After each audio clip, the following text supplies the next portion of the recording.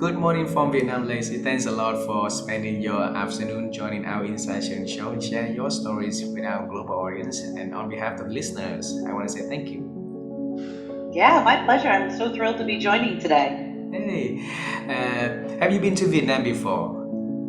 I have not. I have not. It's on the list though. Yeah, so if you have a new friend now, so new family, new friend, if you travel here, you let us know, and I will make sure that we Perfect. take Have you. you? Huh? Yeah. Have you been out to LA? Yeah. I used to live in San Francisco, so I've been to LA a few times. Then I moved to Seattle in 2002, 2003, and then left the States in 2011 and reside in Asia ever since. Excellent. Excellent. Well, next time you're here, let me know. We'll grab some coffee. Absolutely, I'll be in the States in February, and LA is one of the destinations I'm going to travel. I'll let you know in advance. So if you're around, then I'll invite you for a cup of coffee together. All right? Yeah, that'd be great. And in our culture, Liz, it's an honor for us to have you to do a little introduction about who you are and the work that you do. Could you do that for us? Absolutely.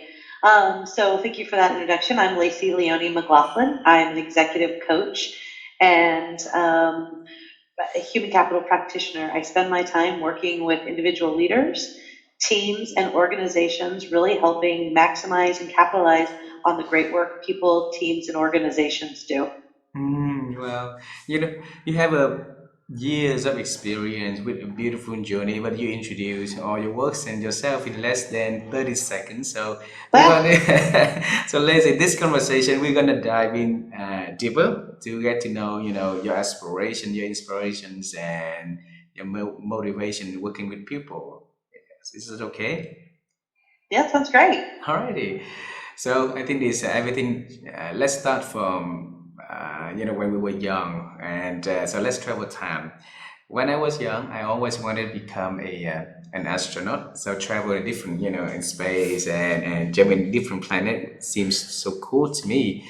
But life didn't give me any chance doing any works closer to that. So and it took me to a very different path from what I wanted to be. So when you was young, what was your dream about your future, Bill? Yeah, so there were two things that I really wanted to do when I was young, and they're very, very different in the spectrum. One was I wanted to be a politician, Ah, and the other was I wanted to be like a disc jockey or voice actor, somebody that read something or somebody that interviewed people, but really sort of just had fun with voice and engaging with people through interview and laughter and content and all that good stuff. ah. So one is become a politician, and then the second is or becoming a DJ. Yeah, yeah. Yeah. Yeah, so it's interesting, and they probably have more similarities than I recognized at the time, and I Mm, think they both feed what I do right now pretty well. So when you think about a politician that is in service of their community, so I mm, really wanted to get out, help move people forward. I wanted to be in service of others, mm. and when I think about the skills and the disc jockeys and the DJs that I connected with, or the people that were doing some sort of interviews or things to that extent, it was the people that were driving impact through conversation. So when I think about both of those things, and I think about the work that I do as an executive coach and leadership development professional, I'm doing both of those things just in a very, very different way. And I actually didn't connect the dots to that until the last couple of years when I thought, gosh, when I was a kid, what did I want to do? You know what? What are the skills associated with both of those jobs? Today I'm actually doing those things, maybe not in the two professions that I thought it would be in or wanted it to be in, but very much in the same way. As an executive coach, I spend my time working with leaders, helping them be their best, helping in service of organizations, communities, and people. And then as sort of a DJ and somebody who was doing interviews, having the opportunity to help people smile, connect, and to bring meaning into things, which I do in my work today as well. So I think I got the best of both worlds. Wow, see, and it's amazing. Yeah, it's so exciting to see life going full circle, right? All the dots being connected back. What that to what you've been dreaming when you was a young little girl. Yeah, Yeah. yeah, absolutely. And it's so funny when I look back because both of those things sound substantially less fun than what I do today. Let's see. I wanna exploring from a the two dreams, a DJ and politicians, then you have, get into what you are doing now. There must be, a path in between. So tell us how that path leading to what you are doing now. Yeah, completely unintentionally. Mm. So I actually did go to school. My undergraduate is in political science, and thought I was going to, again, spend my time in service in some capacity. Um, had some opportunities in that space and ended up ultimately going more of a business route, which I still stand behind completely. But ultimately fell into the development space, fell into the leadership and the training space um, through connections I had through my network, and ultimately had no idea what it was. But there was a company, there was a firm that does this work, and they had amazing thought leaders, like really brilliant thought leaders, um, that were having a hard time in the marketplace of Los Angeles, connecting their thought leadership to business people. And this really amazing woman, her name was Diane Maritet, reached out to me. A couple of recruiters reached out to me, and they're like, we want to invest, we want to spend time, we want to teach somebody that speaks the language of business, HR, human capital, and development. And I was like, what the heck is that? I came up to LA, I went through a full week of assessments, and ultimately was offered this job and took the job, still having absolutely no idea what it was. Like, it was a assessment and multi-rater and coaching and development and training, and I'm like, I have no idea what this is, but it sounded intriguing. The people were great. So I moved from San Diego to Los Angeles and started on this journey of this work. And luckily, fell in love with it right away, had amazing leaders and mentors, and have never looked back. So I've been doing it for over 20 years, and I've worked with some of the most amazing thought leaders in the space, the Jay Galbraiths and the Ed Lawlers and the John Boudreaux and the Ian Ziskins and the Marshall Goldsmiths and the David Peterson. I've been trained and worked with and worked around the very, very best, which again, just hugely lucky, and have had an opportunity to work with amazing clients and doing amazing work. So I've never looked back, and it all started just as a fluke opportunity of a company wanting to take a different path and how they thought about developing their internal talent, which ultimately was me. And it was a really great decision, and I'm glad I made it. Did you ever ask, why did, what's her name that called you earlier?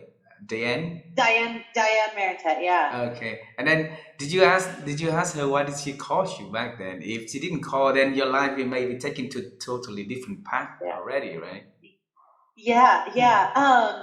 It's interesting. There's a couple of funny stories around that. So after I took the job, I called the company headquarters, which were in Minnesota, Minneapolis, actually Twin Cities.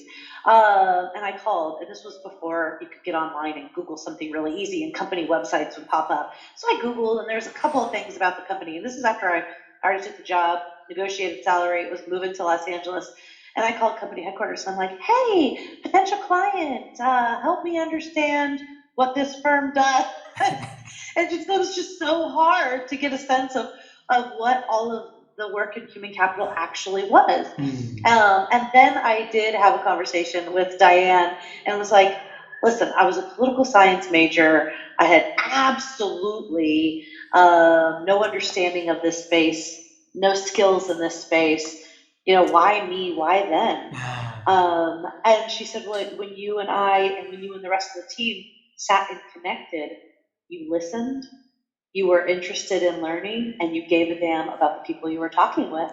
And all of that transitioned quite nicely to what she thought the job and the opportunity would be. And all of those things are pretty evident in my work today. I listen, I care, and I'm wanting to move people forward.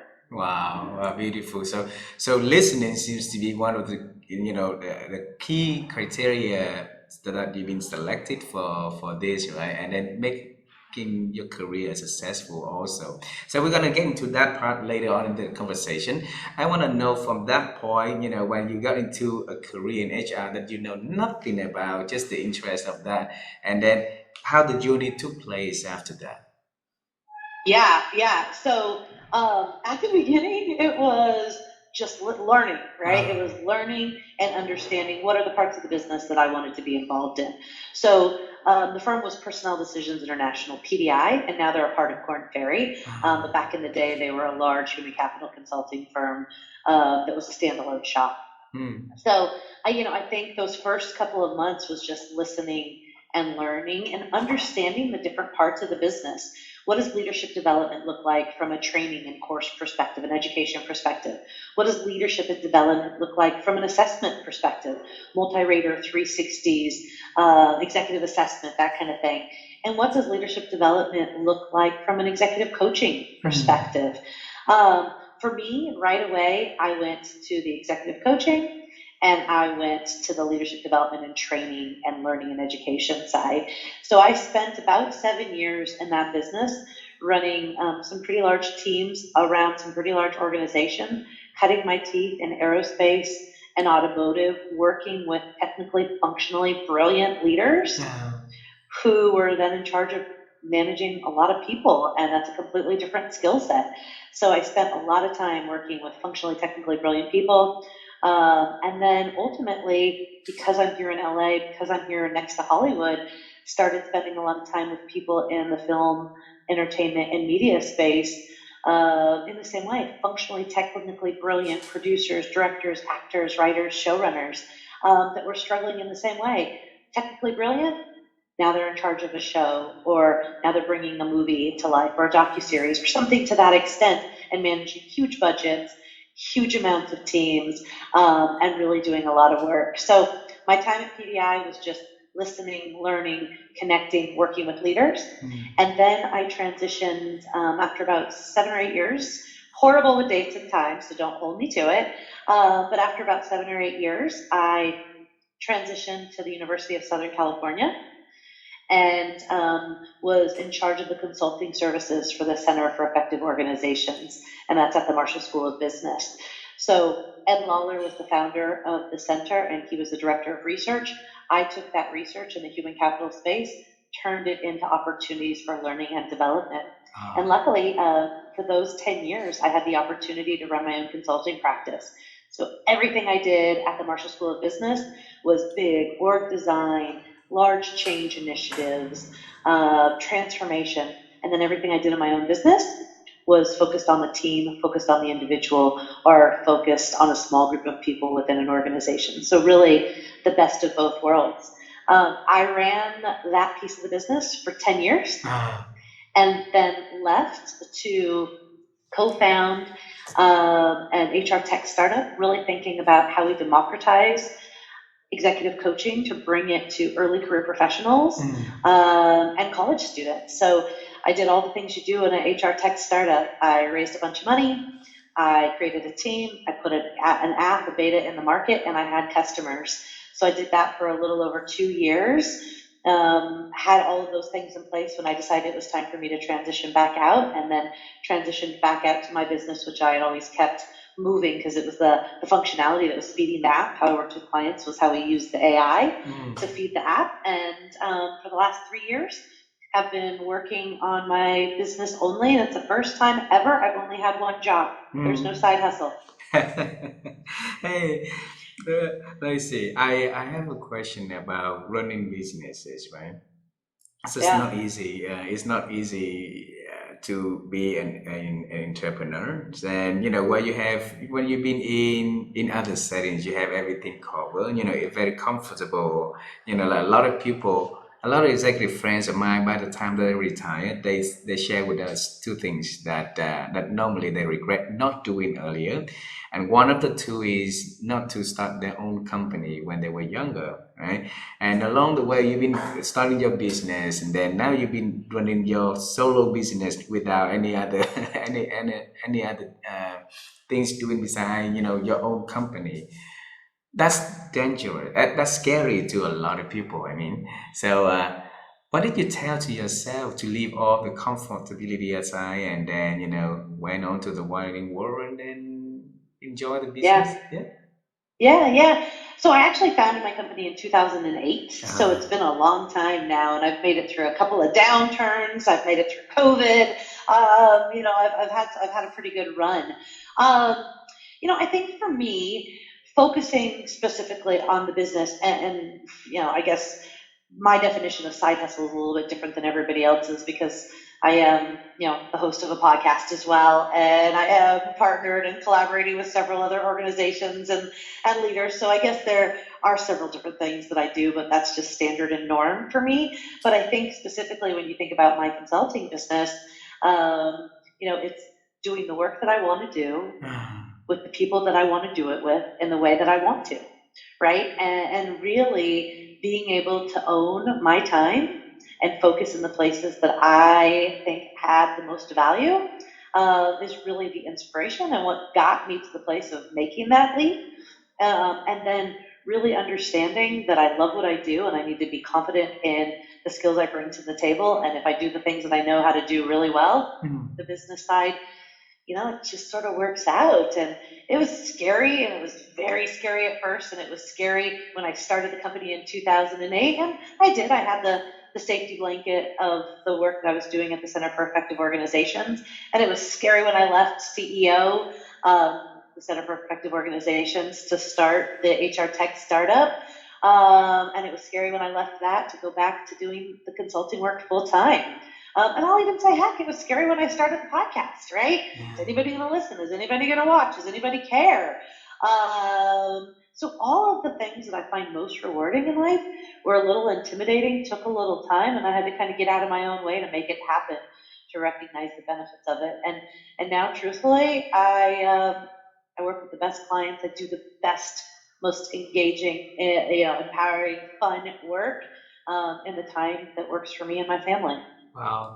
Lacey, I want to ask about the message that you talk to yourself. It's good, when we are doing well, then, the message seems to be different. But then when we're not doing so well, what message did you talk to yourself to give you the courage, the strength to continue with your path though?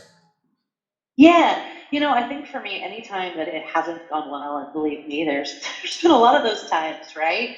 And even when if it's going well from a business perspective, bringing on teammates hasn't gone well, or even when it's going well from a revenue perspective, maybe enjoying the work that I'm doing hasn't gone as well. But ultimately, whatever that challenge has been, it's really just been, you know how to get to the other side, have faith and confidence in the choices that you made, and ultimately, it will work out. So it's stay the course, trust and believe that you're on the right path and you're making the right decisions, and focus on doing the things that get you to the other side, which has worked quite well for me. Let's see. I think that's just grit, right? You just gotta be tough. As a business owner and entrepreneur, you just gotta be tough. It's just grit. Yeah.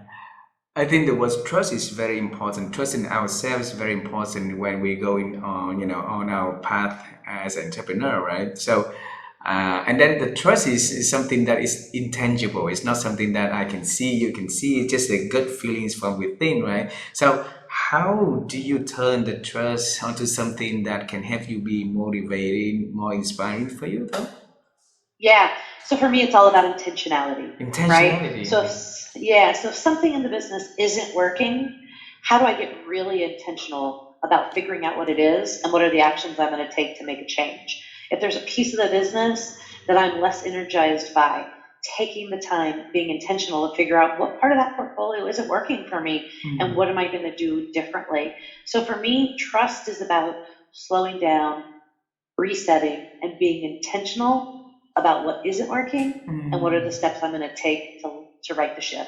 And earlier we mentioned about the word listening, right? So Mhm. you were a new kid on the block years ago, getting to the HR advisory, as human capital consultant, right?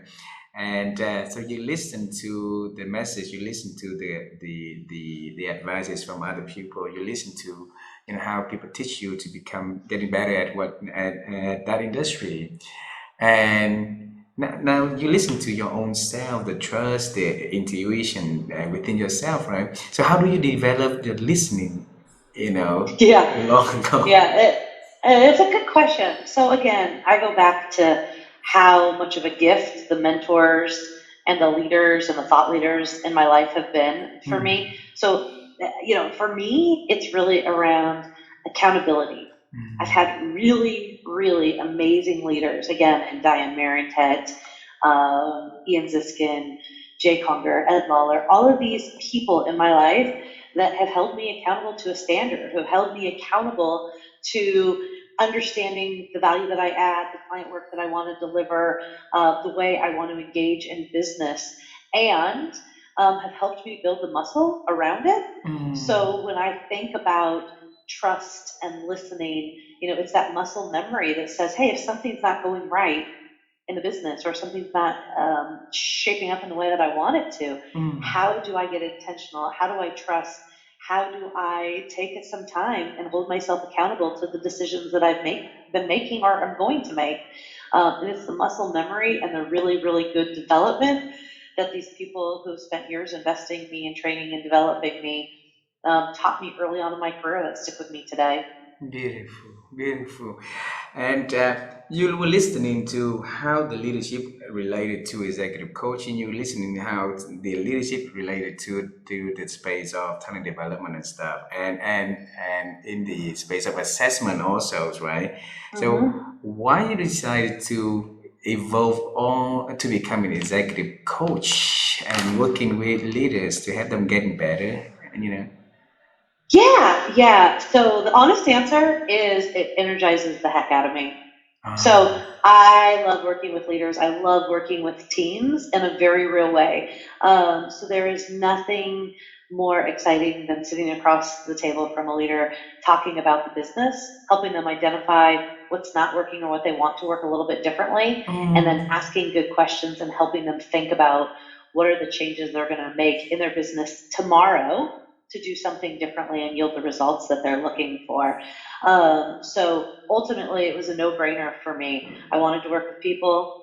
The executive coaching work is probably the best way to do that, and the training work is the best way to do that. And I was all in from day one. Let's see.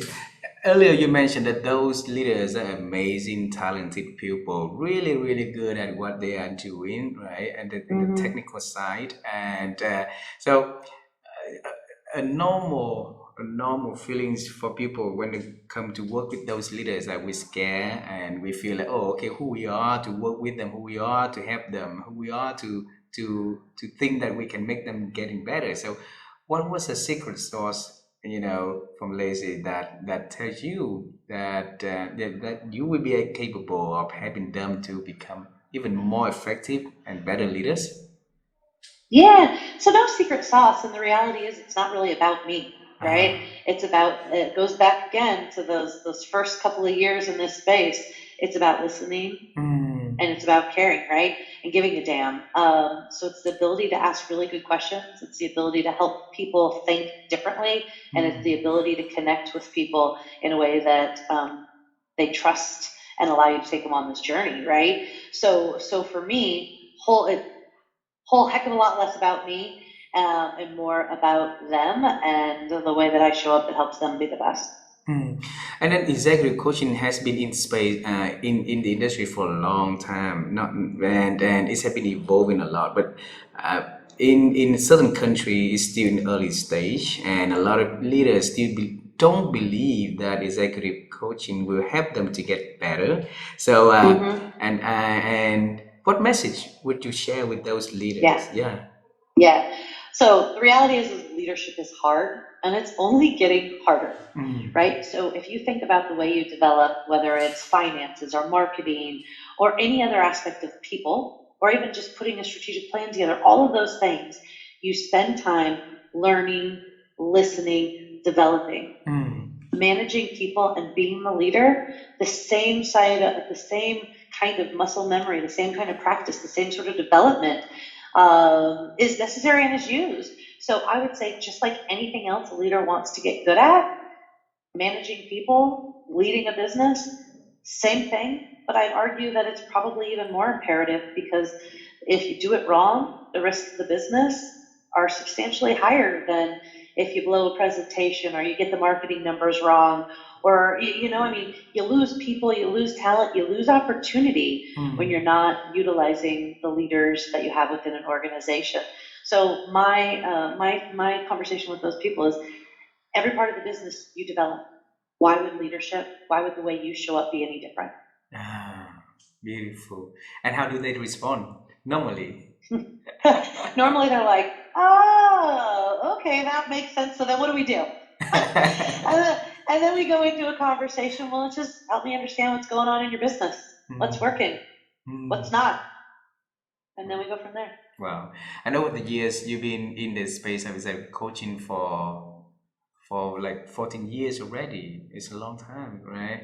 And Well, it's probably closer to 20. It's crazy. It's probably closer to 20. So I think I wow. started my first coaching client in 2002. Oh, like 20 years, 21 years ago already. Mm-hmm, So Lacey, mm-hmm.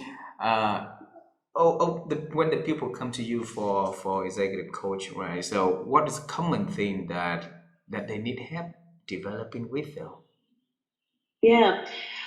There's a couple of different things. I think Mm, that right now, with everything going on in the world, pandemic, remote working, social issues, right now, leaders are coming to me just sort of understanding and thinking through how they show up mm, and how they manage through all of this change, right? Change is just a key theme in general right now in the work environment.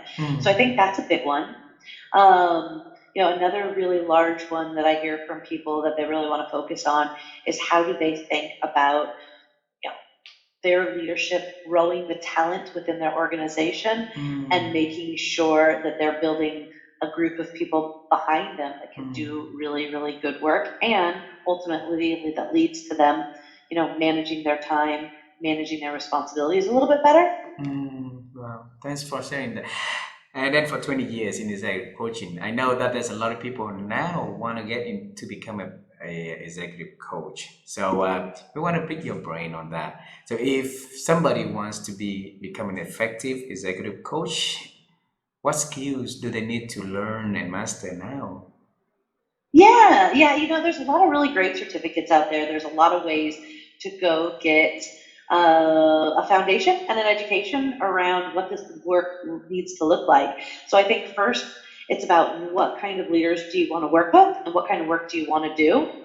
And then the second is, do I have the skills? Do I have the ability to ask questions, listen, learn, help people work through things in a structured way? Do I have the tools in my toolkit to do that? And then ultimately, it goes back to one of your earlier questions. Do I know how I'm thinking about running a sustainable business where I have the ability to coach as a profession?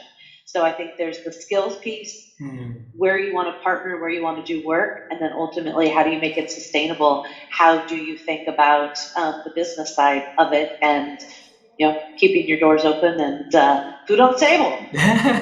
Yeah, when you said keeping the door open, I it reminds me about your conversation with Diane long ago, right?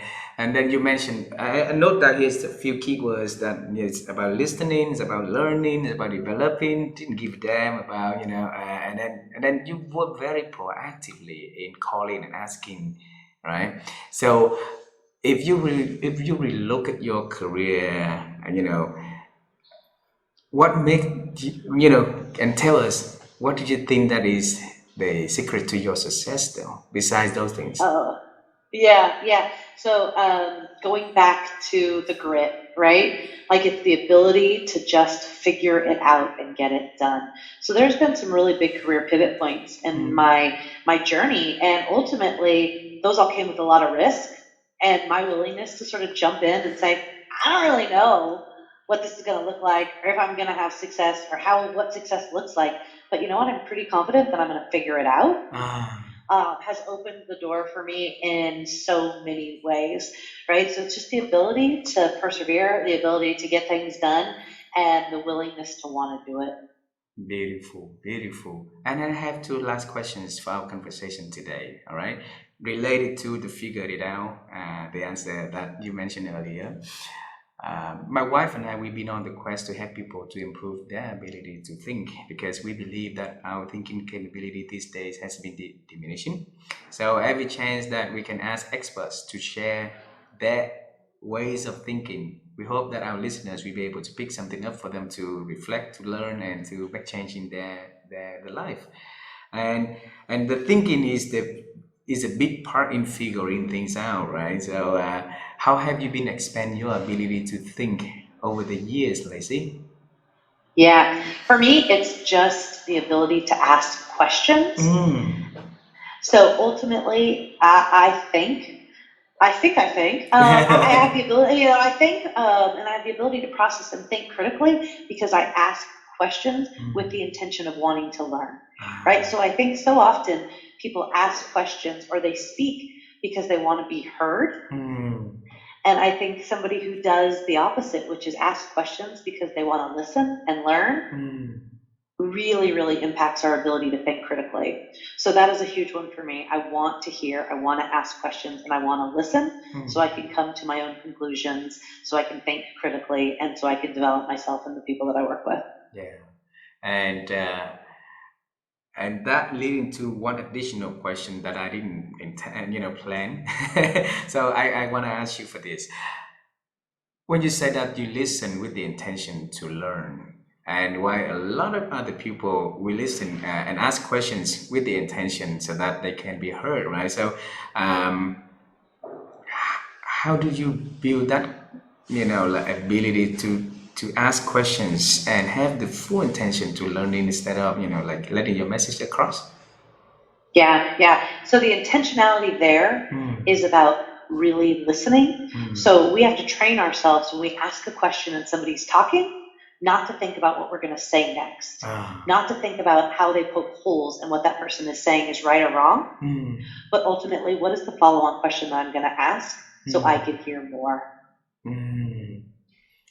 Does So that make it's sense? that seems very simple, but in practice, it's really really hard because in conversation, like you and I, we don't have a list of questions in advance, right? So it's a spontaneous. A lot of us in the conversation in our daily time, we always, talk in simultaneous also. So how can we practice in a sense that we asking but not prepare? We asking questions to get the conversation more exciting, but not to prepare for the next set of questions, no? Yeah, yeah, it's just practice. It's just practice. You catch yourself. You catch yourself. Am I really listening right now? Do I hear what this person is saying?